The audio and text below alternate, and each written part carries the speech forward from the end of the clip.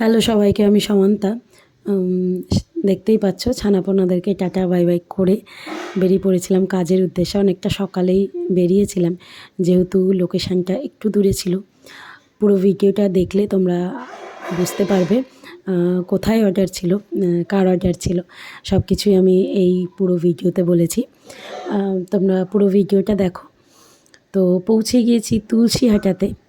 Facebook থেকে যারা দেখছো, কোয়েল দাস মজুমদার, কোয়েলদি যে রয়েছে তারই ছেলের অন্নপ্রাশন, অন্নপ্রাশন নয়, জন্মদিন।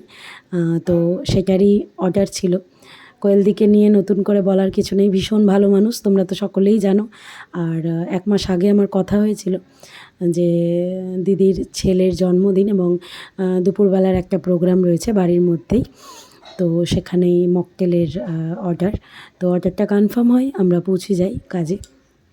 প্রথম থেকে দিদি খুব ব্যস্ত ছিল, এই যে দেখতেই পাচ্ছ। এবার হয়তো তোমাদের চিন্তা অসুবিধা হবে না। তো যেটা তোমাদের বললাম আর কি, যে দিদি ভীষণ ব্যস্ত শুরু থেকে আমাকে নিয়ে, মানে যাওয়াতে কোথায় বসবো, কোথায় খাবো, মানে এতটা আতিথেয়তা পাবো সত্যি ভাবিনি। তো খুব ভালো তাদের ব্যবহার, নতুন করে বলার কিছু নেই। আরও একটা জিনিস, এই যে বাড়ির মধ্যেই একটা প্রোগ্রাম এত সুন্দর করে সাজানো, বোঝার উপায় নেই যে এটা একটা বাড়িতে প্রোগ্রাম হচ্ছে। ভীষণ সুন্দর ভাবে সাজানো হয়েছিল, তো সেটাই তোমাদের সাথে একটু শেয়ার করে নিলাম।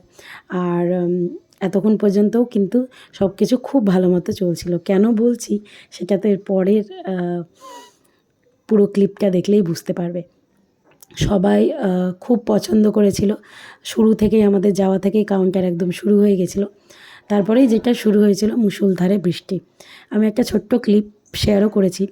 সত্যি বলতে এই ক্লিপটা দেখানোর একটাই কারণ, আমাদের যে স্টাফরা রয়েছে তাদের কাছে আমরা অনেকটা কৃতজ্ঞ। এতটা বৃষ্টি উপেক্ষা করেও তারা কাজটা কন্টিনিউ করেছে, কাজ থামায়নি। বৃষ্টির মধ্যেও, বৃষ্টি চলাকালীনও ওরা কাজ করে গেছে। এটাই আমাদের কাছে অনেক বড় ব্যাপার।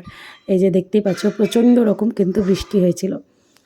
তো যাই হোক, প্রোগ্রাম শেষ পর্যন্ত ভালোভাবে মিটেছে, এটাই বড় ব্যাপার।